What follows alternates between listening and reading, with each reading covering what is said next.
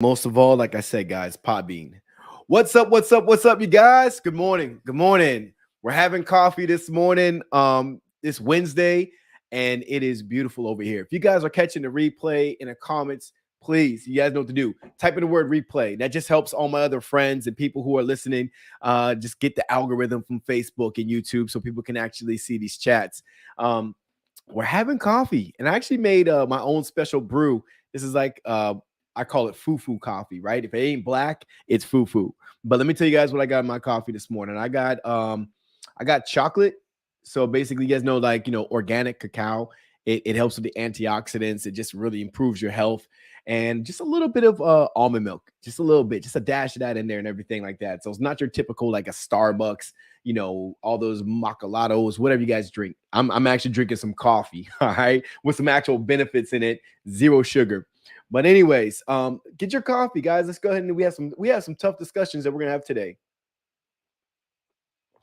I want to go ahead and go over a few things, but you guys, I got a new podcast. So if you guys haven't seen the link, please check out that link. Join Podbean. Join me on there. I'm actually doing a lot more recording, and I'm dropping a lot of episodes on Podbean. I'm falling in love with that platform right there. It's just I love being able to record some thoughts, share some information, some value with everybody. So please join me. But today I want to talk about a couple things over some coffee with you guys. And guys, drop your comments because I always love to hear what's on your mind. I love to know like what you guys think about certain subjects. I'm not always right, but I am opinionated. And the reason why I started doing these coffee chats in the first place, we did a lot of those last year. I was doing these things just to really like have coffee with you, talk with you, not be the only one, engaging in conversation. But if you guys are quiet, I'm gonna tell you what I think, and whatever I say is just what it is because you didn't share your opinion. But this is just like two friends having a conversation. That's really what it is. But over the news, one of the hot topics that's out there, my wife and I had a conversation, and I thought it was worthy of me getting your opinion because it's a weird one, right? It's about Elon Musk. And Elon Musk apparently, I guess back in 2018, give or take, made a sexual proposal to one of his staff members. Basically, he was on a plane, and one of the staff members was giving him a massage. There's a lot to the story. It's loaded, but let me just give you guys the skinny on this one, okay? So she's giving a massage, and then, of course, like he gets aroused, and he touches her thigh and gives her an indecent proposal. Basically, like, hey, if you give me that happy ending, then I'll buy you a horse. I guess the lady likes horses. Really weird. Long story short, she declined, which is good, right? Because that's kind of gross. He proposed to her, she declined, and then to keep her quiet, he offered her some money. All right, we all heard about this in politics, right? Politicians do this all the time. Well, so do rich guys, apparently. So he paid her some hush money. She accepted the money. Now, here's the dilemma, and here's my question to you guys. Her friend recently, this is why the story's out right now, like 3 years, like 3 years later, right? Her friend decides, hey, I'm going to speak up for my friend because she can't. She signed an NDA and this was wrong. I'm going to speak up for her because this is wrong. Here's where I stand. And here's my question to you guys. My thing is, yes, your friend told you, she confided in you as a friend, but you got to keep in mind, she accepted that $250,000 payday. She accepted it. So apparently, Elon Musk knew he was wrong. He knew, like, okay, I took my shot. She shot me down. All right. So if she accepted the money, my question is, why does the friend feel necessary to share this story and call this man out? They had an agreement.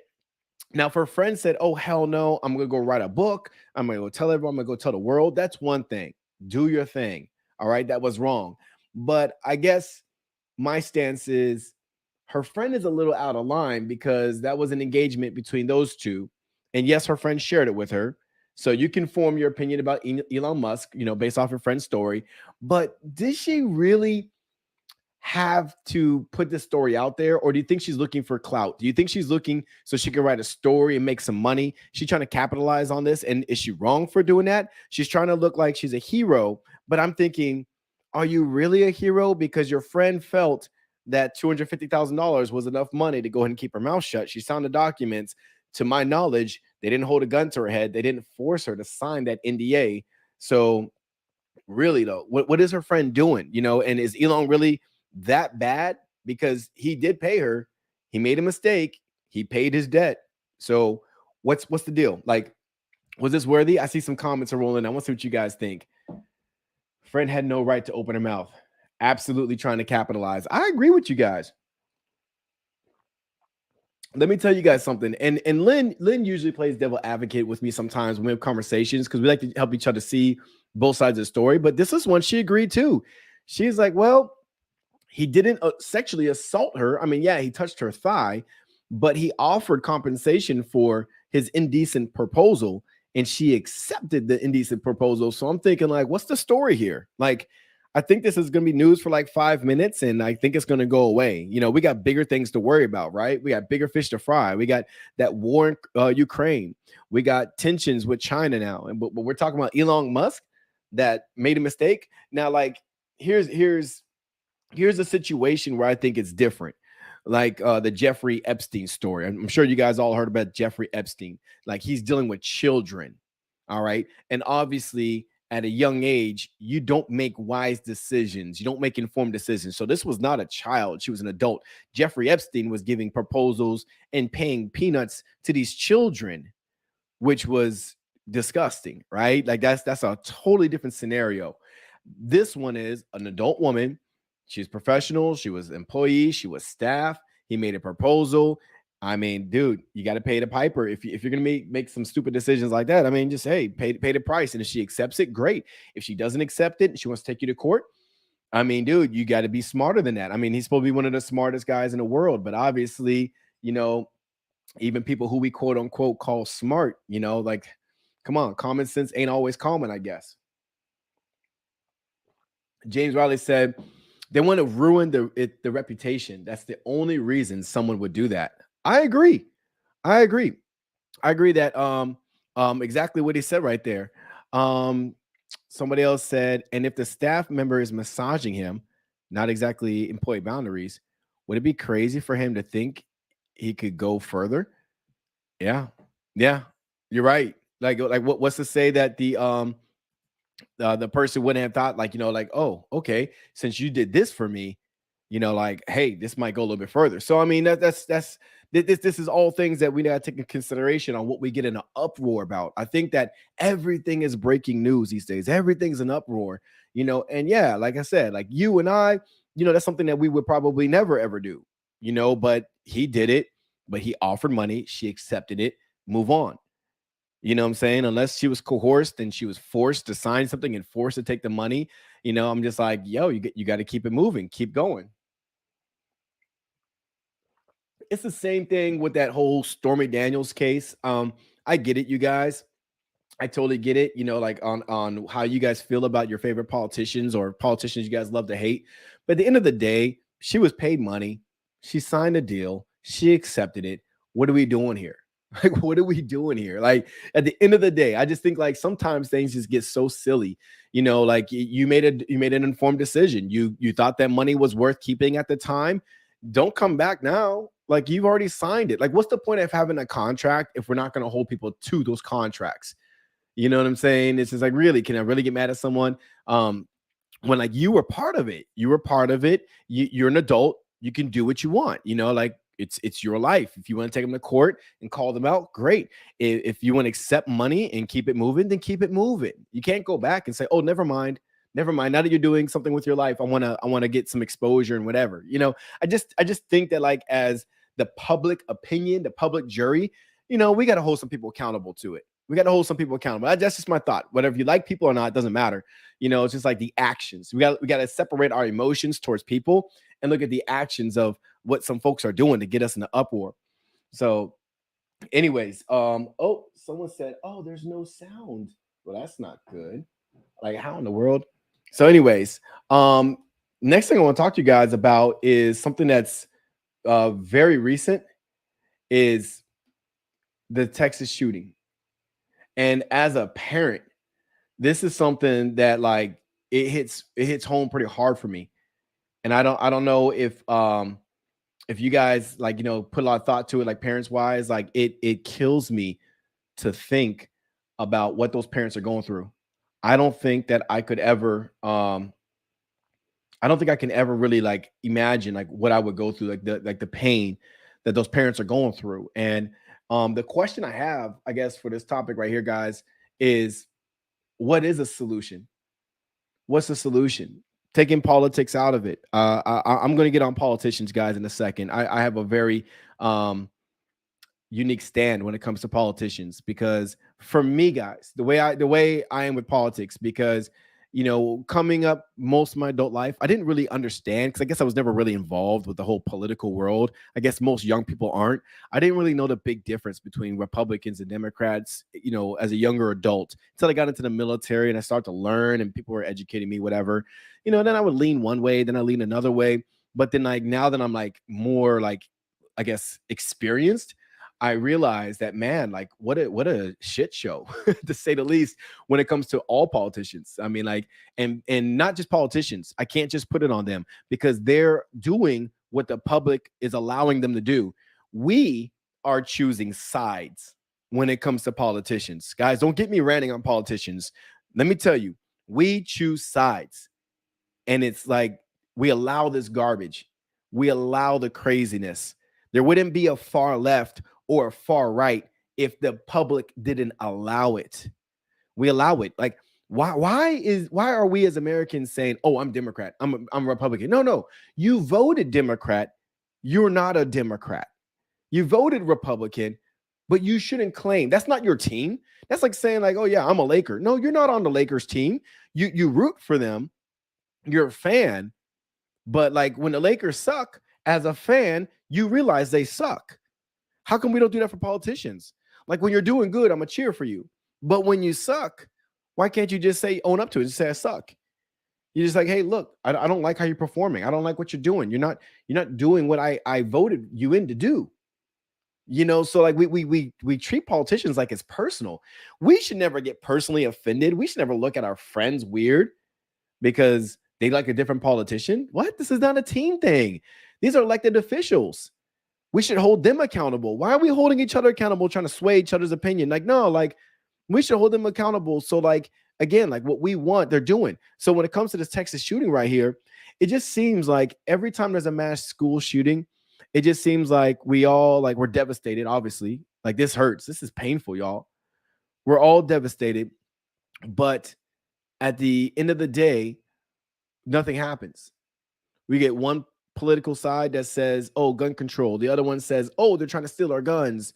And then like we fall for it every single time. It's like they put the banana out there and we all slip on that same banana every single time. I mean, let me know how you guys feel. And again, people are like, I think the media sways our opinion. They make us think like one political side is the hero and one's the zero. They do a really good job doing that. Let me get some more of this coffee. But my thing is, why? There's obviously a problem, and no decision is making a decision, right? You're deciding not to decide. We're deciding that, you know what, we're not going to take action. And this is some hard conversations, y'all. I mean, like this, it breaks my heart. I have children that are elementary school age, right? Well, my son is about to be like elementary school age. God, like I don't know, as a father, I don't know how I would continue on. I got young girls who are in high school, and there's a chart that one of the media outlets put out there that like we have, like, I think in the past few years, like there's like 288 school shootings, and the next highest school was like less than 10. I mean, the next highest like country, the next highest school shootings for countries was less than 10. But in the last 3 or 4 years, we have 288. We have a problem. We really do. Let me see what the comments right here when it comes to race relations too. Okay. Yeah. So this is my question, you guys. Like, what's your solution? Like me and Lynn were talking about this the other day, and some of the solutions that we came up with, was unique, because we travel the world. We see how other countries operate, and I don't think the answer is let's take weapons away from Americans, I think that would lead to a disaster. I'm sorry, guys. I mean, like, I'm sorry, but not sorry. For those of you guys who completely hate guns and you're totally scared of guns, I totally get it. I used to fire weapons in the military. And it is scary. I mean, like, to realize, like, when I'm shooting those targets, like when we were going for our training and stuff like that, I just thought, like, God, like, this can literally, like, just take somebody out. One shot, you're done. Like that. That's how powerful these weapons are that these kids are going to schools with, these assault weapons, right? So yeah, they're definitely dangerous, and they should not be left in someone's hands who has mental health issues. But, like, what's something we can do right now? What's a solution right now? Because taking guns away is not the answer. Making gun laws stricter, okay, how is that going to play out? Because I can be responsible, but if I have a 18-year-old child that has mental health issues and they can get access to my weapon, that doesn't stop them. I get the gun under my name because my mental health is in check. I'm good, but my child is struggling. They take the weapon and they go do what that young kid did the other day. So I know in the Philippines, where Lynn is from, like, we went out to go visit. There's actually armed guards at every school. Armed guards. I think that's a good, like, short-term solution, right? And you guys can chime in. You guys can let me know, like, what you think and how you guys feel about what could be done as far as, like, these weapons entering our schools, destroying our kids. Because if you don't belong, obviously the kid was 18. He didn't belong on the school grounds of an elementary. I'm pretty sure if this young man approached the school and saw an armed guard out there, he would probably think, okay, you know what? I'm not going to this school. I'm angry, but I'm going to go somewhere else. You know what I mean? Like we don't want mass shootings anywhere, but let alone at an elementary where he barricaded himself in a classroom with those kids. Can you imagine the terror and the fear that those kids went through? I don't want to imagine it. I don't know why I'm even telling you guys to imagine it, because I don't want to imagine it, because that's hard. That is a hard pill to swallow. And what happens is we go through the same motions every single time, right? We're devastated. We all send our thoughts and prayers. Then we debate this on Facebook. People get upset. No guns, gun laws, whatever. We argue that. Congressmen do nothing about it. Then we forget about it. There's crickets until the next mass shooting. It's the same cycle every single time. Nothing gets done. Nothing gets done. So that's why I ask you guys, why are we joining team, Republican, team Democrat? Why do we join teams when their job is to get the job done? Their job is to come up with solutions and put it into law, and what they do is they bicker back and forth. Nothing gets done. And like Sandy Hook, we all remember Sandy Hook, right? Well, like, God, it rocked our country just like this one. Like, God, my heart is broken for these families. I'm rocked right now. And I'm thinking, like, okay, so Congressman, you have the power. You are elected to have the power to do something, to come up with a decision. I mean, if you're going to tax us on anything, tax me to have an armed guard to protect these schools. If we were doing the math for the town, our town that we live in, I guess it's a city, but it's a small city. For the amount of schools out here, if you were to put 2 armed guards at every school, in the city, we would be paying approximately anywhere between 75 cents to $1 per person per month. So $12 a year per person in the city would take care of the salaries of armed guards at every school, 2 armed guards at every school. I mean, and I'm probably overshooting. I'm probably overestimating that. So if you're going to add a new tax me on that. I'm in for that. I'll send you $12 right now to protect my child all year round.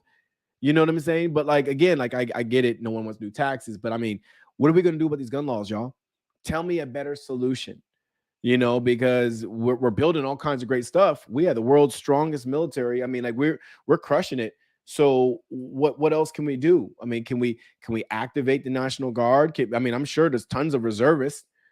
Well, obviously not going to use reservists, but National Guardsmen. I mean, can we activate them and put them at, like, 2 at every school to protect our schools? Like, what could we do is my question. Like, what solution? What quick fix can we do right now as an answer to our nation's call for children getting massacred in school. They're 1 week away from summer.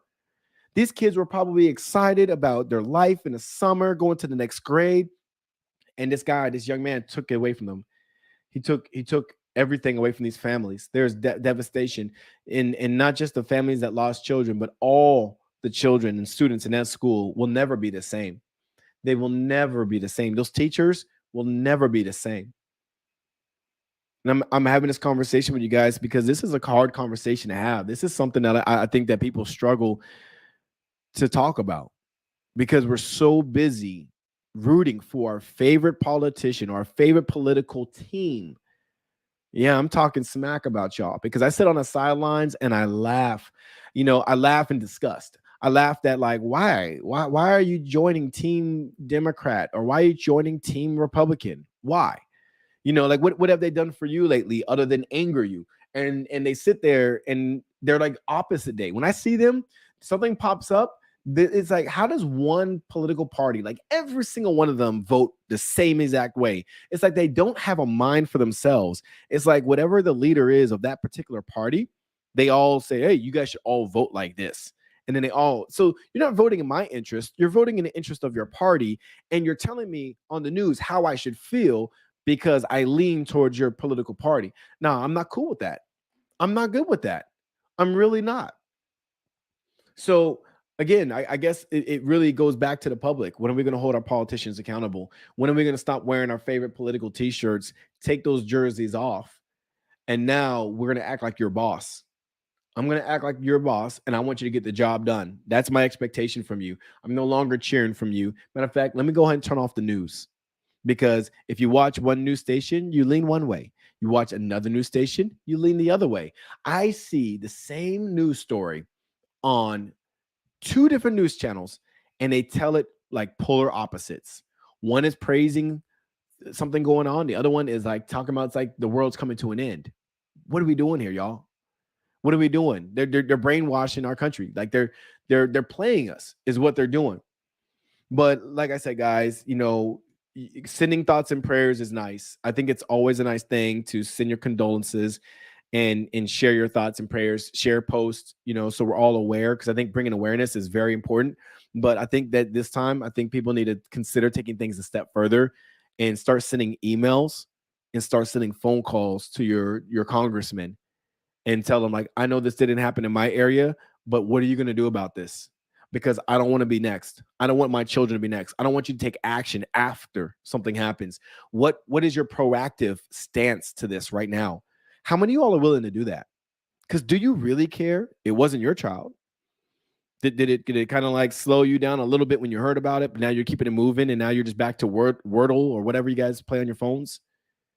Or can you take a little bit of action and blow up your congressman's email? Do you know who your congressman is? Most of you all don't. The people who we know are the radical senators, radical governors, and radical politicians. We know their names because they act a fool on TV because they're doing it for attention. They want to keep their political seat. But when it comes to decision making, I mean, guys, I can rant about this all morning, and I don't want to ruin your morning. But this is conversations that you guys should be having in your households. Like guys, really, what are we doing? What are we doing? But I want to move on, guys, because this is something especially for people who are veterans, my veteran family, and people across the U.S. Really, this is becoming more and more of a hot topic. And since we're talking about mental health issues, the medical world is starting to incorporate psychedelics to deal with depression, anxiety, high stress people. They're starting to experiment with it. The VA has gone as far as authorizing the use of psychedelics for people who are dealing with PTSD and depression. It's a psychedelic. It's called ketamine. They're also testing. They're not paying for it yet, but they're testing using what they call magic mushrooms. How many of you guys in the comment section, how many of you guys have ever heard of magic mushrooms? I want to share you guys like what it is, and I want to get your thoughts. I want to ask you guys what you think about these things, because it's interesting to me. A lot of these things were frowned upon. There's also ayahuasca, there's these toads. I think in Mexico they do these toads where you lick a toad or lick whatever, you drink something, and it gives you like this psychedelic experience. But it's interesting to me that modern medicine is now incorporating this. I think southern, like South America and other countries have been using this for centuries, right? And now modern Western medicine is starting to incorporate this because opioids, um, all these medications for depression, these depression medications are killing people. They're killing people, y'all. But we don't look down on them like we do marijuana, right? Marijuana is not, I don't think it's considered a psychedelic, but I'm gonna use marijuana because it's now a drug, right? It's a drug that now it's approved across the country for the most part. Most states, legalized it. So now they're selling it, especially like in places like California, Oregon, Washington. I think on the East Coast as well. There's a lot of states. So all these states are starting to legalize it.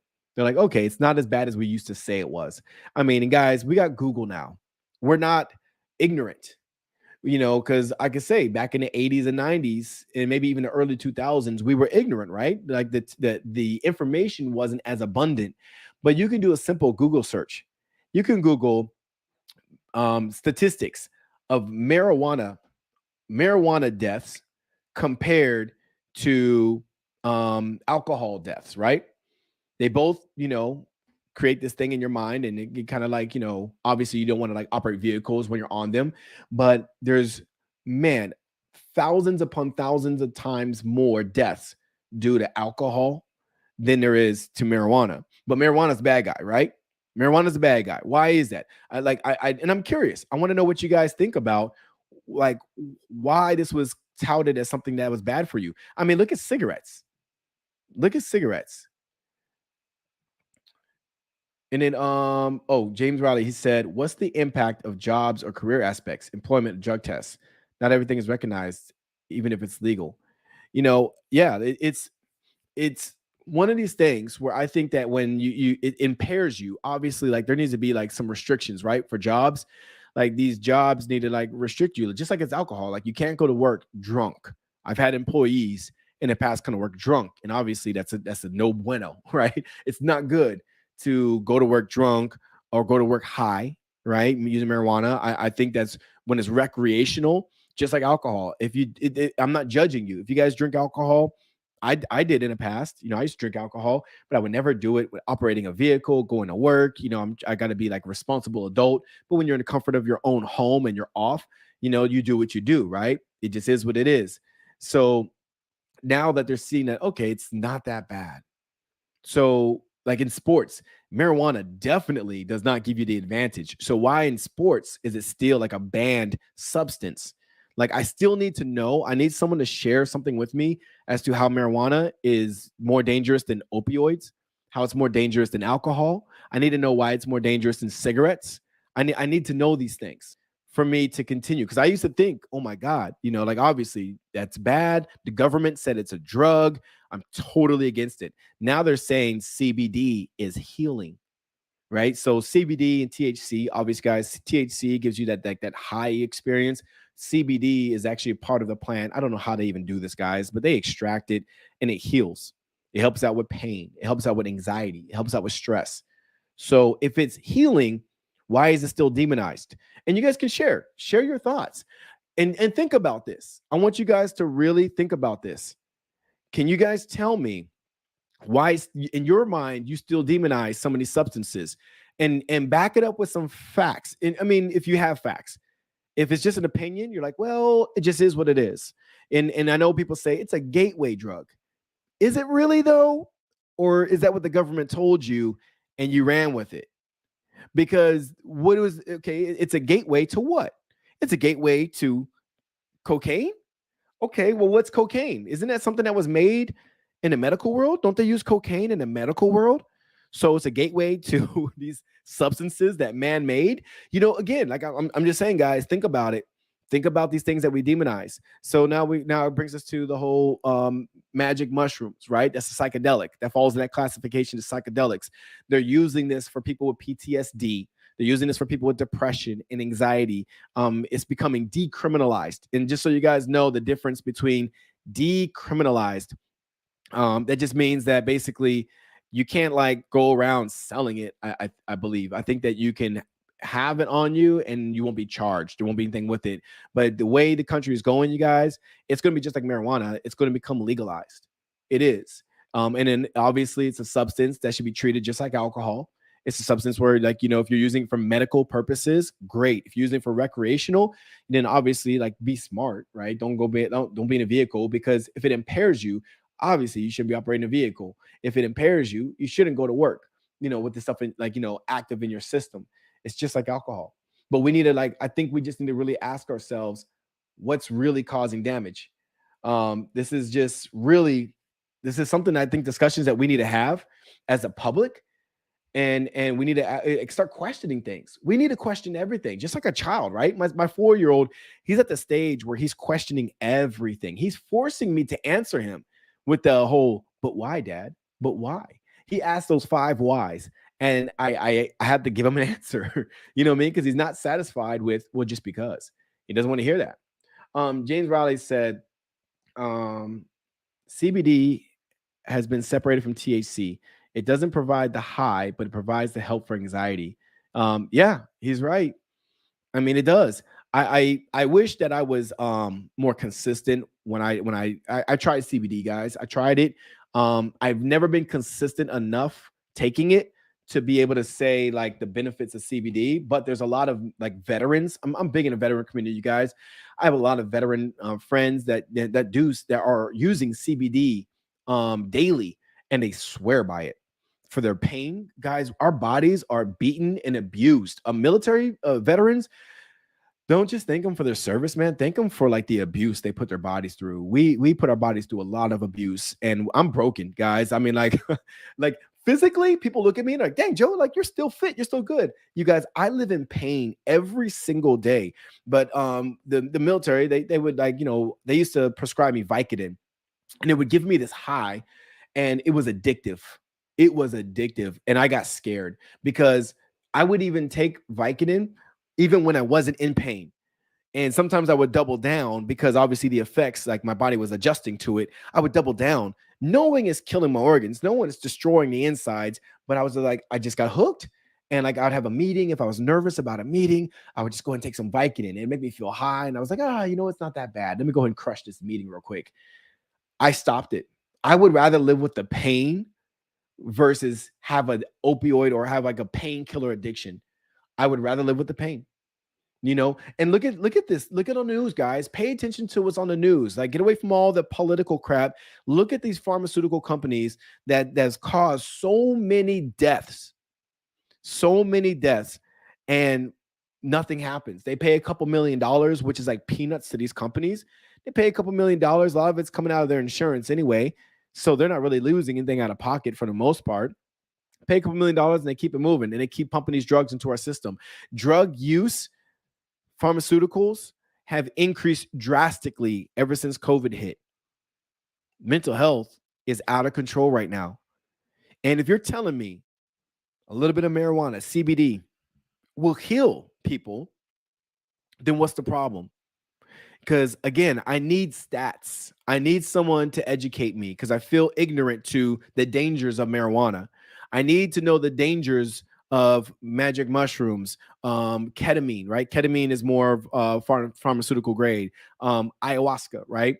I need to know the dangers, the death stats. How does it affect you long term? I need to know this. And I don't want anyone to say, oh, well, we don't have enough studies long term for marijuana. We do. Marijuana's been around forever. We have long-term stats for people using mushrooms, you know, and can you abuse it? Hell yeah. But you can abuse water too, right? Can't you hyperhydrate, and can't that cause death? So like, guys, let's not like do the exception to the rule. I want to know the dangers of it, because I know the danger of having an alcoholic fatty liver. I know that you will die from alcohol. I know what alcohol does to families. I know what alcohol does to people driving. I know what alcohol does to people, like, you know, your career. I know how alcohol destroys lives, but it's legal. And I'm not saying like, okay, well, let's make alcohol legal. I'm not saying that at all. We're adults. You do it responsibly or you don't. You pay the piper if you do it wrong. But I'm saying with marijuana, okay, tell me the dangers, why it's a drug that we should be demonizing and be so scared of. Like I guess that's that's the answers I need to know. I need to be educated. Otherwise, why are we letting these politicians tell us and feed us misinformation and scaring us? It doesn't make sense. And when something doesn't make sense, you need to ask questions. I'm coming at you guys hard this morning. I'm coming at you guys with some real talk, because if we don't talk about this stuff, then we're not going to have these conversations with our politicians. Because I've been to town hall meetings, and the crowd was like a handful. There's like 12 of us, 12 people out of a city of 100,000 people. 100,000 people, 12 people were the only ones who really cared to go out and find out what's going on with the city. I mean, I'm thinking at least 100 people. Can we get at least 100 people out there?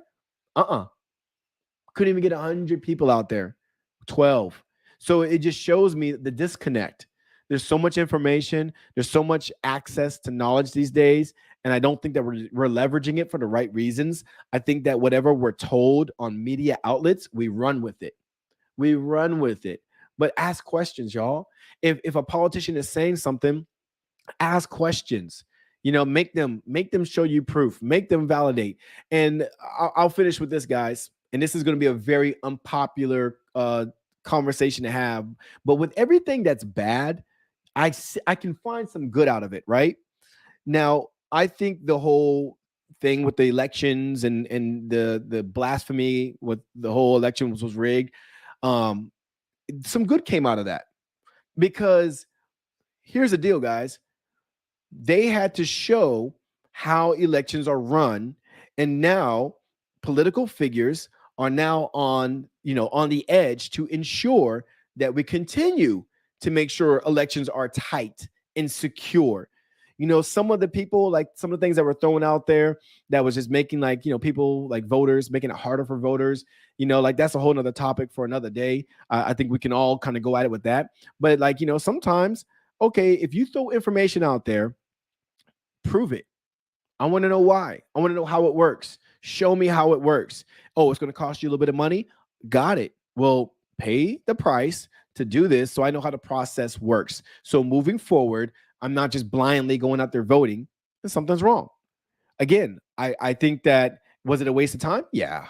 What was it? Was it dumb to do that? Maybe, but then some good came out of it. They had to show their cards. They had to show us how tight and secure election polling really is. So I guess you can always find some good out of bad stuff that's happening. But we need to move on now. We need to move on. We saw it. They showed it. They showed us behind the curtains. Great. Time to move on. Time to move on and talk about things that really matter right now, like the Texas shooting. What are we going to do to protect our children? Like drug use, the opioids. What are we doing to protect our citizens, people with mental health issues? I mean, every time I go to see my doctor, and if I have an issue with anything with mental health, instead of saying, hey, do you want to do counseling? They say, hey, let us send you some pills. And then if these pills don't work, you can get counseling. I'm like, that's kind of reverse, right? Should I get counseling before you send some pills to me? I'm just asking questions. I just want to know. Anyways, guys, it's 9:14 Pacific Standard Time, my time. I got to get to work. I got to get things done. I know y'all do too. It's Hump Day Wednesday. I want you guys to have an amazing day. I want you guys to ask questions. My goal was not to make you guys feel bad. My goal was here to get you thinking. You don't have to agree with everything I say. You don't have to agree with all my opinions. That's why I ask you guys, drop some comments. Let me know how you feel. Let me know what you think. And let's discuss this, because I'm always willing to learn something new. I'm always willing to hear what the other side has to say, because I want to see from all angles, not just mine. My perspective is just one dimension. I want to see from all angles so I can continue to learn and grow with the rest of you guys. All right. Anyways, I got to cut out. I got things to do, and I know you do too. I'll see you guys later. Peace.